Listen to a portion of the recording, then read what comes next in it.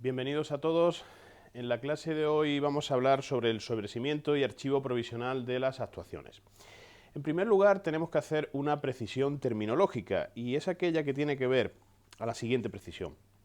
Cuando acudimos a la parte dispositiva de los autos que acuerdan la finalización del proceso penal, nos encontramos con las denominaciones de sobreseimiento y de archivo. Sin embargo, si bien estas afirmaciones pueden obedecer o pueden reflejar, mejor dicho, una misma realidad, poseen un contenido diferente.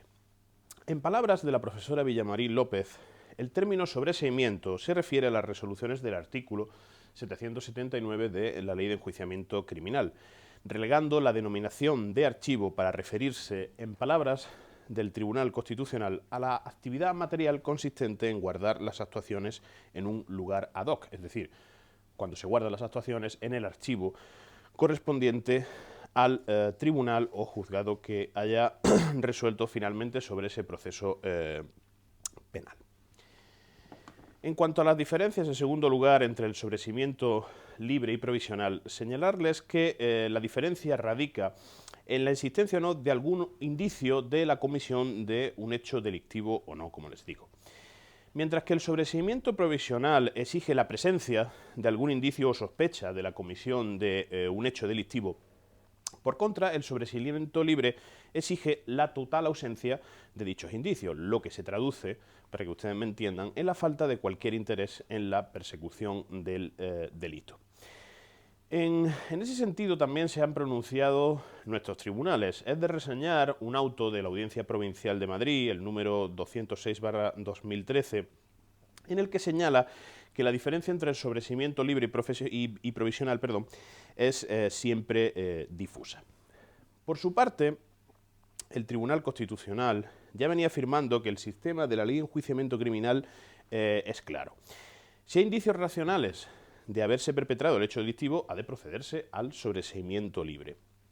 Si existen tales indicios, pero faltan pruebas de cargo que sustenten la acusación, procede, por tanto, el sobreseimiento provisional.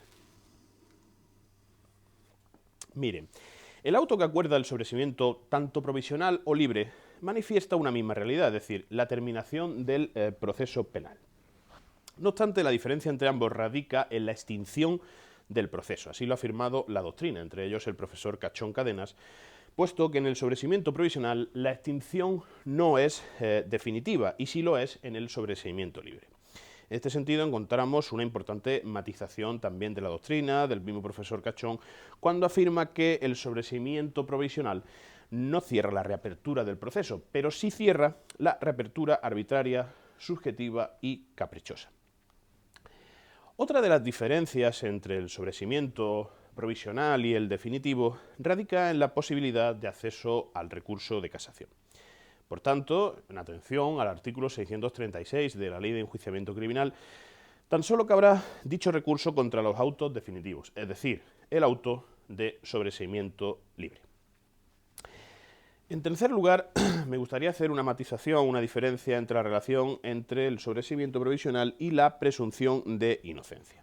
Miren, en ese sentido se ha encargado el Tribunal Constitucional de afirmar que el auto de sobreseimiento provisional, por su propia naturaleza, no puede afectar a la presunción de inocencia, el derecho de presunción de inocencia. Por todo lo anterior, hemos de afirmar que el sobreseído ha de ser tenido como inocente a todos los efectos, incluido el ejercicio de sus derechos, puesto que no se ha producido una decisión condenatoria en forma de sentencia. En ese sentido, se ha manifestado la sentencia del Tribunal Constitucional número 34 del año 1983. En ese sentido, la Fiscalía General del Estado también corroboró dicho criterio, con la siguiente afirmación.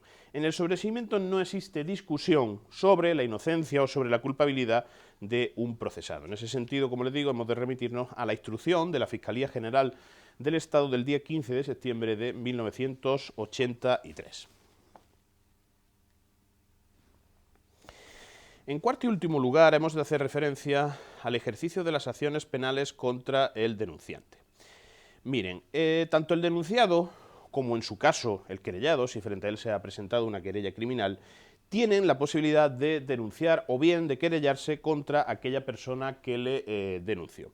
En ese sentido, el artículo 325 del Código Penal establece como requisito de procedibilidad contra el denunciante o acusador la existencia de una sentencia firme o de un auto de sobreseimiento firme, lo que suscita el problema de interpretar si tal auto firme puede ser el de sobreseimiento provisional.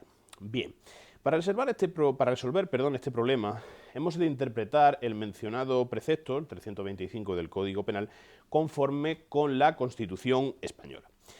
Recuerden ustedes que en materia de derechos fundamentales, como reiteradamente ha señalado el Tribunal Constitucional, la legalidad ordinaria ha de ser interpretada de la forma más favorable para la efectividad de tales derechos, lo que conduce en este caso a la conclusión de que el auto firme de sobreseimiento corresponde tanto al de carácter definitivo como al de carácter provisional.